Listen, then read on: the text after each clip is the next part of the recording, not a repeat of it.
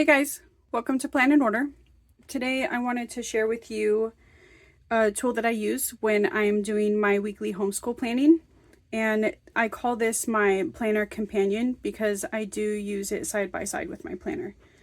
And so this is one of the ways that I keep some of the loose papers or plans that are not written into my homeschool planner. This is where those things are housed. So I'm going to kind of do a flip through of this and show you what I house in here. This is right now transitioning into the next school year for 4th grade, but there are some things in here that I have currently been using for the summer. And so as the year progresses next year, I'll do potentially follow-up videos to kind of show you how this thing expands and evolves as we collect resources and as we plan out the year ahead. So for the binder, you can use any binder. Last year I used a regular, I think they're called 3D binders, just like a regular one where you slide something in. Now I've switched it to where this just houses all my unit studies. This year I decided to go with this clipboard version, so I can have something clipped on the front if I wanted to, and then I just, you know, mark it as like my teacher binder. Okay, so when we take a look inside, see, this is summer stuff right here, swim lessons. Then this is some extracurricular stuff that Arya did last year that we'll probably do again this year, so I'm just kind of holding on to that for informational sake. And then I like to have right up front my year at a glance from the charter that we're with all the dates marked off and highlighted that I need to stand out to me: vacations, state testing, that sort of thing. Then I have a folder in here for her warm-up stuff, and so every day she does her checklist for her warm-ups, and they have like chores and things like that on here.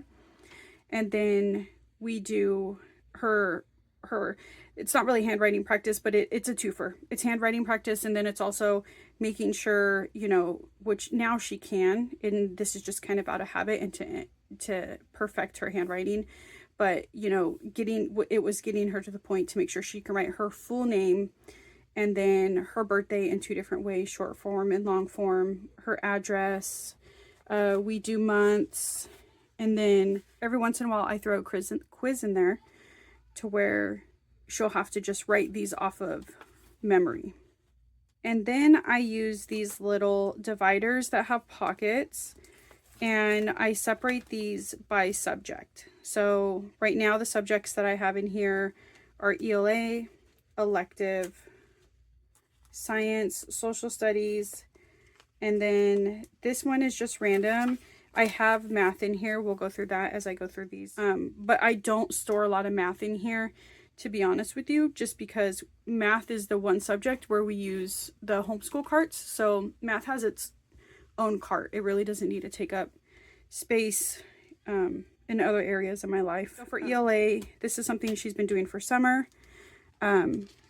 Rainbow Resources, they do this little competition type thing where they send you a kit and then you write a book and you send it back, and then some of them are chosen and published, and then you can buy them from the Rainbow Resources Center. And we thought that was really fun and cool, and so we bought the kit this year for her to do this. So she's been working on this over the summer, and then we also bought 2 of the books from prior winners just to see kind of like what they looked like and kind of, you know, really make it even more exciting and enticing for her. And so that was really cool seeing that. So that's why this is in ELA for this is what we've been doing for the summer. Okay, so behind the ELA tab for 4th grade, this is our literature schedule. And so it breaks down what month we'll be reading each book or each story, and then some themes that could be tied in to those stories. And so if I wanted to go harder with the theme, then I could, you know, implement that, knowing those offhand. I'm a sucker for themes, like, period. I just love a good theme. Okay. For behind the reading tab, I just keep some of the rules that you get from All About Reading in here, so I can access them really easily. Spelling, I don't really have anything behind that. Writing, just some of the proofing marks. And then I like to keep on hand the types of writing that the students need to know and understand for their CASP testing. So you have expository, persuasive, and narrative. For the elective tab, this is also going to be for 4th grade. It's going to be a unit study that we do. I'm still building it out. It's making YouTube videos, which is something that she requested this year. So we'll be doing that. Yep, that's all that unit study. And then typing. And so these are just the lessons broken down in typing. Then for science, what is this? World Bee Day. So yeah, I wanted to do something special for World Bee Day. So I used ChatGPT to come up with some fun field trip ideas in our area. And so we'll be implementing that for World Bee Day. And then we have social studies. This is something that we're working on over the summer, and that's finishing up her history pockets for ancient civilizations.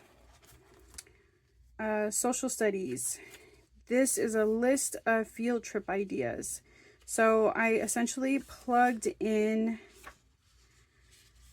our social studies curriculum to ChatGPT, and I prompted it to tell me field trips or experiences that tie into the curriculum. And so it broke down each unit with ideas of places that we could go for a field trip that would tie into that topic at the time. And so this actually, I was really impressed with this. And so those are field trip ideas for social studies. Then for this tab, I don't have it assigned yet. And what I have in here right now is ways to break down the Math with Confidence scheduling, depending on how many days of the week that you want to teach it. And so I love that somebody had already done this, and another YouTuber who I can't remember who, unfortunately, I think shared this. And then I was like, this is perfect, because usually it takes me time to do the math and figure out the lesson breakdown. So now it's done for me. I just got to plug it in. And then once I plug it in, I think this will go into the math cart. And then this will be open to do whatever I want with it. And then in the back, this is just information that I want to keep an eye out for. Right now, my daughter is really into filmmaking and stuff like that. And I don't know if this is a path she'll continue down, but while she's on it, I like to collect resources in case it is a path she continues down. Then I'm ready to keep building on to that education. And so this is a film festival that is done every year. And so I just have a note here. This is from this last year, but to keep an eye out for when they do it for 2026, because they take all different grades, from my understanding, where the kids create a film and then they turn it into this film festival. And then I just have empty sheet protectors. The sheet protectors and these dividers, the pad of paper, they all came with this. I didn't add those. I just added this binder, and this came with it. And so if anything, I might be adding more of these. I'm not sure yet. I will see how it kind of evolves as the year goes, and as I really start to get ready for the 4th grade. But yeah, so this is just an area where I keep like the loose papers and things that obviously are not attached to our planner. So then when I pull out the planner to plan for the week, I pull out my planner and I pull out this and I go through this and through each subject to see if there's anything that I need to be aware of that's coming up. And then, yeah, it helps me plan, which is why I call it my planner companion.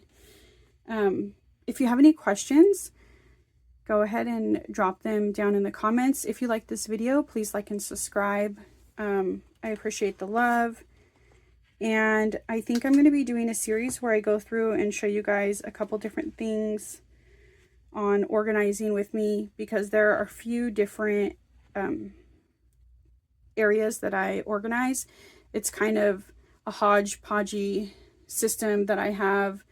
I have some things in this binder, and then just like a couple other places, and then, you know, it all comes together to create a system that works for us.